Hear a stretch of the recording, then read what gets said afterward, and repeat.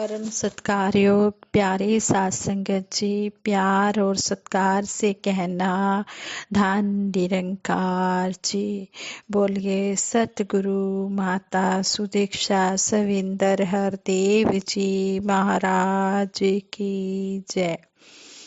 साथ संगत जी कहते हैं, अशब धन बाजी धन और रतन धन खान, जब आवे संतोष धन सब धन धूरे समान। कहते हैं कि जिसके पास संतोष रूपी धन है वही सही मायनों में सबसे बड़ा धन पाकर रहता है। उसके पास सबसे बड़ा धन है, वही सबसे बड़ा धनवान माना गया है। इसी पर आधारित एक स्टोरी है, दासी आप जी के चरणों में शेयर करने जा रही है। आप जी परवान करें, अगर कोई गलती हो जाए तो क्षमा करें। साथ संगत जी कहते हैं, एक संत घूमने के लिए निकले हुए थे। उन्हें रास्ते में एक राजा मिला जो पड़ोसी राज्य पर हमला करने के लिए निकला हुआ था। संत को देखकर राजा ने उन्हें नमस्कार किया और बोला, महाराज मैं चक्रवर्ती सम्राट हूँ, मेरे पास अपार धन दौलत है और आज मैं उसे और बढ़ाने के लिए दूसरे राज्य पर आक्रमण करने निकला हूँ, आप मुझे आशीर्वाद दें। संत मुस्कुराए और उसके हाथ पर 1 रुपए का सिक्का रख दिया। राजा को बड़ी हैरानी हुई। वह बोला, महाराज आपने शायद सुना नहीं कि मैं सबसे बड़ा धनवान हूँ, मुझे इस 1 रुपए की जरूरत नहीं है। संत बोले, बेटा यही सुनकर मैंने यह रुपया तुझे दिया है। मुझे यह मुद्रा पड़ी हुई मिली थी और मैंने सोचा था कि मैं इसे सबसे गरीब आदमी को दूंगा। आज तुझसे मिलकर मुझे लगा कि सबसे गरीब यदि कोई है तो वो तू ही है, जो अपार धन संपदा होते हुए भी दूसरों का धन लूटने में लगा हुआ है। संत की बात सुनते ही राजा का सिर शर्म से झुक गया और उसने जीवन की राह बदलने का संकल्प लिया। जीवन में सबसे बड़ा धन संतोष धन ही है। जिसके पास संतोष धन है उसे फिर और आकर्षण विचलित नहीं करते हैं। इसी तरह कहते हैं कि गुरु को रिझाना ही सबसे बड़ी भक्ति है। कहते हैं, दीद से ईद ज्योति से ज्योति पर्व दीपावली और सतगुरु द्वारा दिए गए ज्ञान से जीवन में भक्ति आती है। वास्तविकता में भक्ति पर्व बनता ही तब है जब ब्रह्मवेता सतगुरु का संग मिल जाता है। भगत हनुमान जी, शबरी जी, मीराबाई जी सतगुरु से प्राप्त भक्ति के आनंद में ऐसे डूबे कि आनंद का उत्सव ही बन गए। भक्ति में मन की चंचलता सबसे बड़ी रुकावट है। मन का स्वभाव पानी जैसा है। पानी को ऊपर ले जाने के लिए कोशिश करनी पड़ती है, लेकिन पानी को नीचे जाने के लिए कोशिश नहीं करनी पड़ती। सजग भगत चंचल मन को प्रभु के साथ जोड़ लेते हैं। परिणाम स्वरूप भक्ति में रंगा मन उन्नति करता जाता है। भक्ति कुछ पल के लिए नहीं, पल प्रतिपल के लिए, हमेशा के लिए होनी चाहिए। इसी को अविरल भक्ति कहा गया है। एक ऐसी अवस्था जिसमें बूंद सागर से अलग नहीं, सागर में विलीन होकर सागर ही बन जाती है। फिर उसे सागर का ध्यान करने की जरूरत नहीं रह जाती। भगत का हमेशा यही प्रयास होता है कि निरंकार प्रभु केवल सामने ही ना रहे बल्कि हमारे मन में रम जाए। मैं को विलीन कर समर्पित भगत तू ही तू में खो जाता है।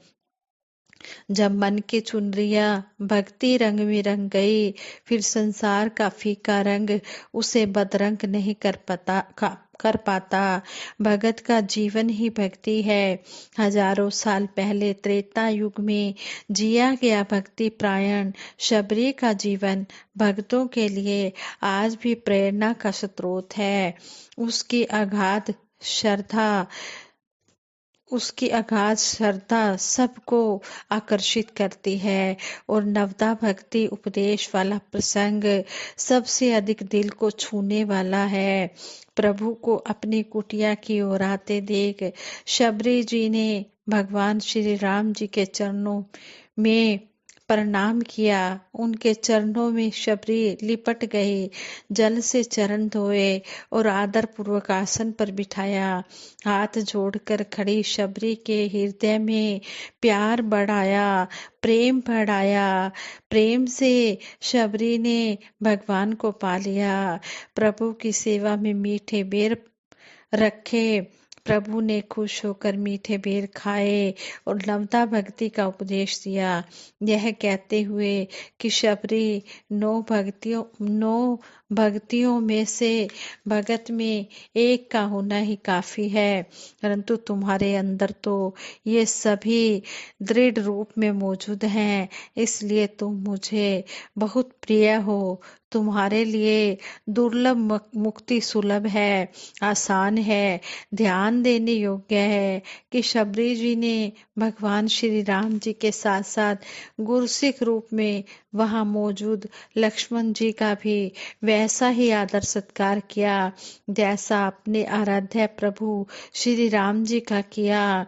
आज भी सतगुरु को निकट पाकर भगत भाव विभोर हो उन्हें सुंदर आसन पर बिठाते हैं, श्रद्धा पूर्वक चरण धोते हैं, अच्छे से अच्छा भोज्य पदार्थ प्रस्तुत कर आनंदित होते हैं और साथ मौजूद गुरसिखों को सतगुरु स्वरूप मानकर उनका भी वैसा ही सम्मान करते हैं।